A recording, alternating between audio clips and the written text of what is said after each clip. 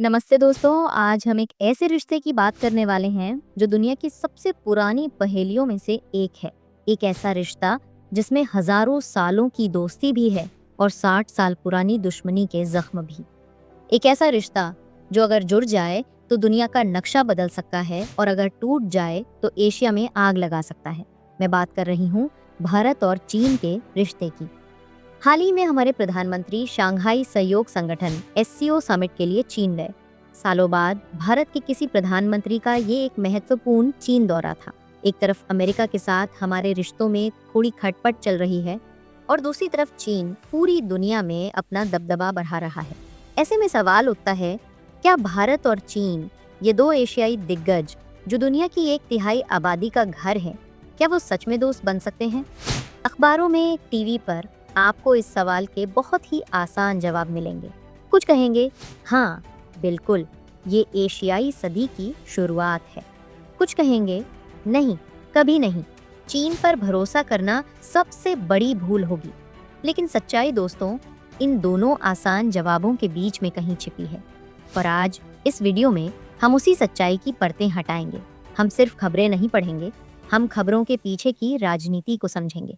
हम 5 ऐसे ठोस कारण देखेंगे जिनकी वजह से भारत और चीन की दोस्ती दोनों देशों के लिए एक जबरदस्त मौका हो सकती है। और फिर हम 5 ऐसे कड़वे सच भी जानेंगे जिनकी वजह से ये दोस्ती एक बहुत बड़ा धोखा साबित हो सकती है। दोस्तों, किसी भी देश के रिश्ते की बुनियाद आज के जमाने में उसका व्यापार होता है। पेट भरा हो तो दोस्ती भी अच्छी लगती है, और इस मामले में भारत और चीन एक दूसरे के लिए बहुत जरूरी है। साल 2024-25 के आंकड़ों को देखें तो भारत और चीन के बीच लगभग 118 बिलियन डॉलर का व्यापार हुआ। ये कोई छोटी मोटी रकम नहीं है। चीन आज भारत के सबसे बड़े व्यापारिक भागीदारों में से एक है।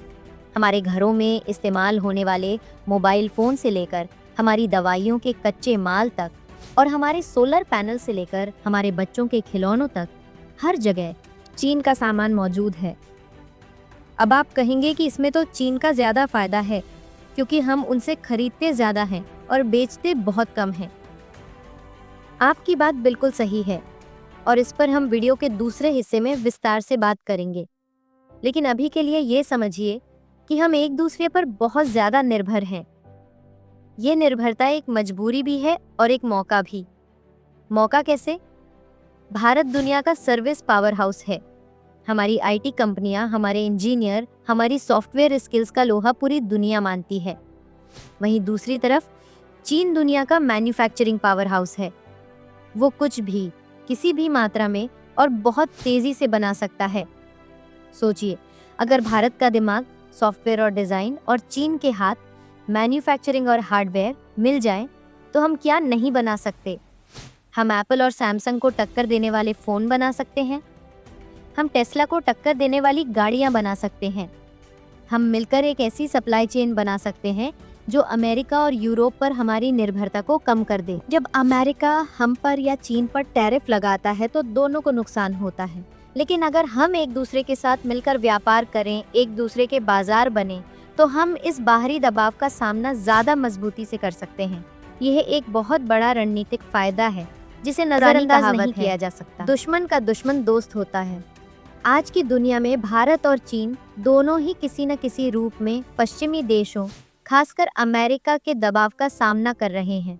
अमेरिका को चीन के बढ़ते दबदबे से डर लगता है, इसलिए वो उस पर व्यापारिक प्रतिबंध लगाता है, उसकी टेक्नोलॉजी को रोकने की कोशिश करता है।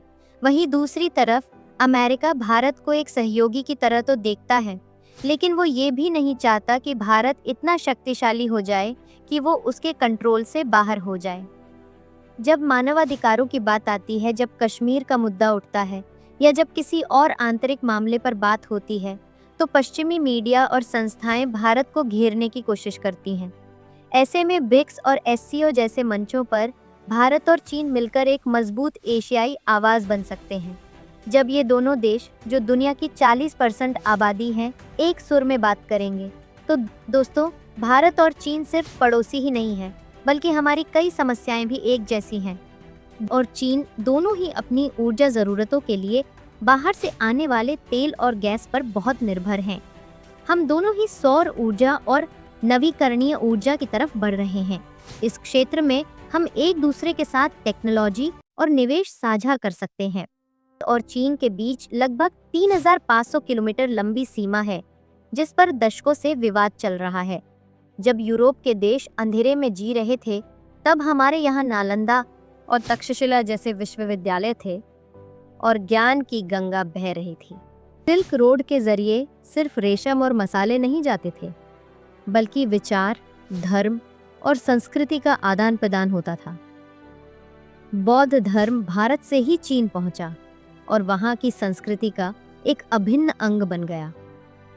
अब हम उन 5 कड़वी सच्चाइयों की बात करेंगे जो हमें बताती हैं कि चीन पर भरोसा करना भारत के लिए एक ऐतिहासिक भूल क्यों साबित हो सकती है। इतिहास को भुलाया जा सकता है, लेकिन दोहराई गई गलतियों को नहीं। 1960 में जब हम हिंदी चीनी भाई भाई के नारे लगा रहे थे, तब चीन ने हमारी पीठ में छुरा घोंपा था। उन्होंने हम पर हमला किया और हमारी हजारों किलोमीटर जमीन पर कब्जा कर लिया। वो जख्म आज भी ताज़ा है। और 2020 में गलवान घाटी में क्या हुआ, हम सब जानते हैं। हमारे 20 बहादुर जवानों ने देश की सीमा की रक्षा करते हुए अपनी जान दे दी। इनकी नीयत पर कोई एक चीज सबसे बड़ा सवाल खड़ा करती है, तो वो है उसका पाकिस्तान के साथ रिश्ता। चीन पाकिस्तान में $62 बिलियन का निवेश करके सीपेक बना रहा है। ये सड़क पाकिस्तान के कब्जे वाले कश्मीर से होकर गुजरती है, जो कि भारत का अभिन्न अंग है। ये हमारी संप्रभुता का सीधा सीधा उल्लंघन है। पाकिस्तान को आधुनिक हथियार, लड़ाकू विमान और पनडुब्बियां देता है। वो जानता है कि इन हथियारों का इस्तेमाल किसके खिलाफ होगा। एक तरफ चीन हमसे दोस्ती की बात करता है और दूसरी तरफ वो हमारे सबसे बड़े दुश्मन की पीठ थपथपाता है।